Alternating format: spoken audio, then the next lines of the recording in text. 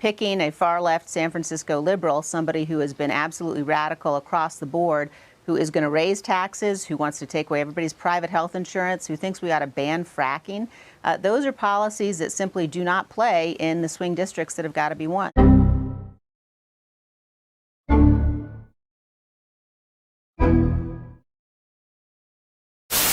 So a number of people asked me to ask this question, so do you want to make news? Would you like to announce who you're endorsing in 2024?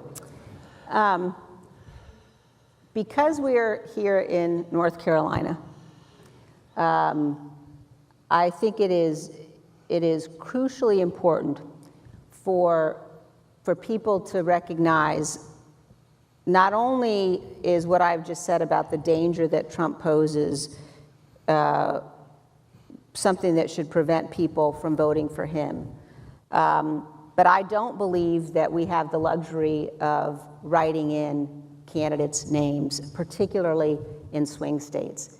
And as a conservative, as someone who believes in and cares about the Constitution, I have thought deeply about this. And because of the danger that Donald Trump poses, not only am I not voting for Donald Trump, but I will be voting for Kamala Harris in this election.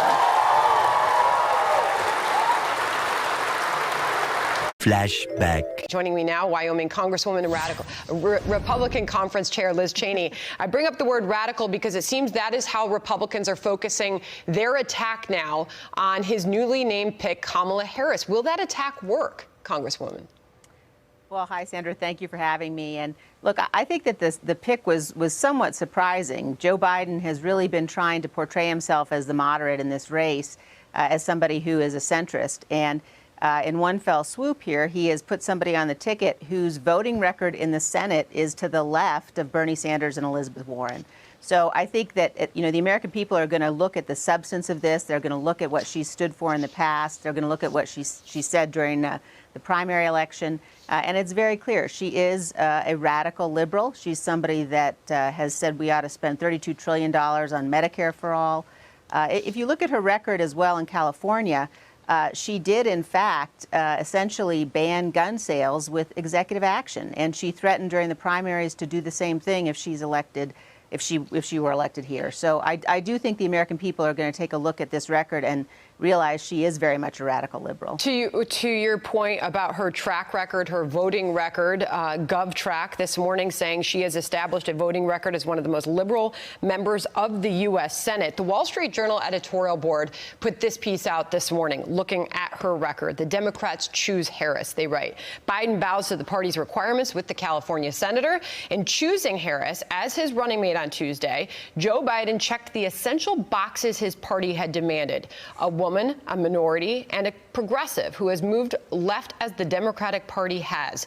We'll see how the California senator plays in the swing state suburbs that Mr. Biden needs to defeat President Trump. So they make the point that she checked all the boxes for Biden and for the party, but can she win over those swing state suburbs? How does she play with them?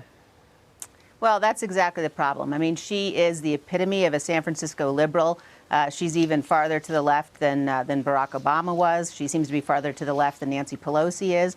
And when you look at what she stands for and what she believes in terms of raising taxes, in terms of infringing on the Second Amendment, in terms of support for abortion up until the 9th month and beyond, she's going to have a very, very difficult time in those swing states with those independent voters.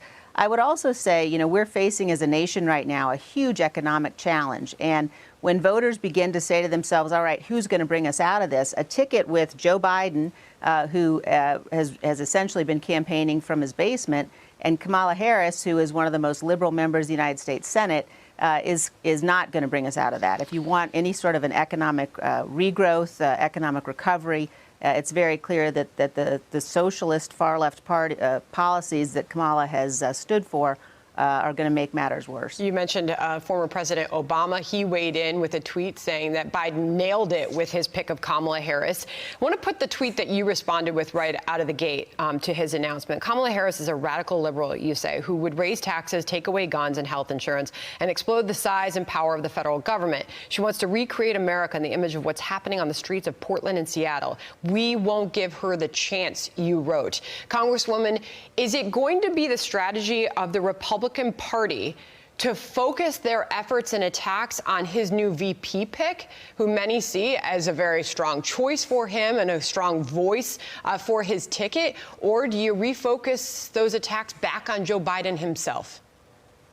Look, you know, the choice of a vice presidential running mate is the first decision, the first important decision a presidential candidate makes. I think that those decisions ought to be made based on who is the best candidate. Joe Biden clearly decided that he was going to make a choice based on somebody's gender, based on their race, and based on his need to placate the very far socialist left of his party. And so I think this choice says a huge amount about him. We're going to be focused on that. And we're also going to focus very much on her, very much on what she stands for. And as I said, the race is going to be for those independent voters. It's going to be for people in those swing states. And her policies are simply completely inconsistent with what most Americans believe in and stand for. Before you go, Congresswoman, I want to put this tweet from Lindsey Graham, your Republican colleague in the Senate, and ask you what this means. He says Senator Harris will be a formidable opponent. She's smart, aggressive, and has fully bought into the Democratic Party's very liberal agenda. So did this choice strengthen Joe Biden's ticket? You said it, you called it surprising. Yeah, look, I think it is surprising. There's no question that Senator Harris is talented. There's no question that she is going to be a formidable opponent.